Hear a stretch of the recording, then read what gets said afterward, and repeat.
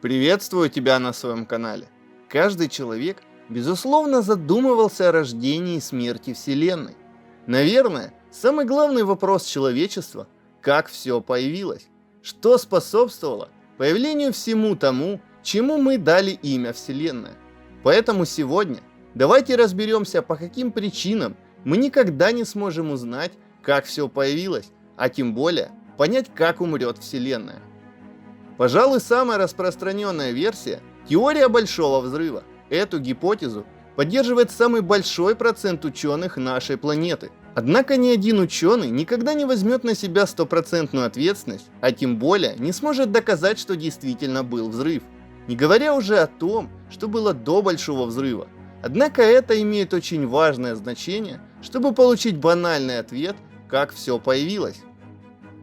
Но давайте поговорим чуть проще. Возьмем обыкновенную воду. О воде мы знаем очень много. Каждый прекрасно знает от зубов формулу воды. Мы знаем, почему она испаряется, как выглядит молекула воды. Мы прекрасно понимаем, почему вода закипает. Более того, мы знаем о воде все и в любом ее состоянии. Следовательно, из этого мы всегда сможем понять, как вода будет себя вести в тех или иных условиях. А вот что касается Вселенной, здесь все абсолютно наоборот. Когда-то люди считали, что вокруг Земли вращается Солнце, но с развитием науки и различных наблюдений мы с уверенностью можем сказать, что все происходит наоборот. Согласитесь, сейчас вопрос, вокруг чего вращается Земля, выглядит смешным абсурдом, но тогда это был главный вопрос, не говоря о том, как появилась Вселенная. Следовательно, здесь мы можем сделать очень простой вывод.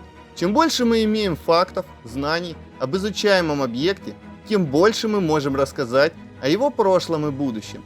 Именно поэтому мы уже знаем, что Земля замедляет вращение вокруг своей оси. Поэтому, чтобы действительно знать, как появилась Вселенная, нужно знать даже не то, что было до Большого Взрыва, а понимать, как устроен каждый атом, каждая молекула, каждый промежуток космического пространства в космосе. Знать вообще абсолютно все, как мы знаем сейчас о воде. Лишь тогда, спустя огромный труд, возможно, получилось бы узнать тот самый ответ на волнующий нас вопрос.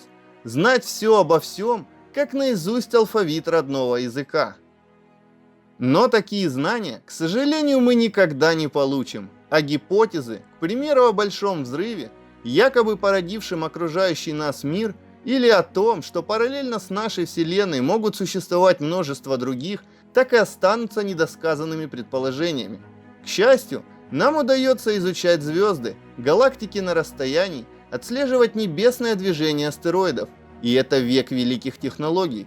А вот узнать, как все появилось и умрет, наверное, нам все-таки не по зубам. Я не спорю, технологии обгоняют время. Но великое уравнение под названием «Как все появилось» скорее всего не будет решено, потому что мы не знаем формул таких уравнений, как, к примеру, с той же водой, о составе которой нам предельно все известно. Самый отдаленный от Земли объект, созданный человеком, это зонд Voyager. Его запуск был совершен в 1977 году для исследования планет Солнечной системы. По самым смелым на то время прогнозам, он должен был прослужить максимум 20 лет. Однако уже прошло 40, и Voyager продолжает бороздить по космосу, и кто знает, сколько еще он будет работать. Но как бы ни сложились обстоятельства, он никогда не покинет пределы нашей галактики и будет вращаться вокруг нее вечно. Возможно, снова через 200 миллионов лет он пролетит снова мимо нас. Поэтому ответы на такие вопросы нам не суждено получить. Всему виной наши знания и наши возможности. Не могут рыбы сходить в горы, не могут понимать жуки, почему летают самолеты. Поэтому пиши в комментариях, что ты думаешь по этому поводу. Обязательно ставь лайк, бей в колокольчик и подписывайся на канал. Спасибо за просмотр. Пока.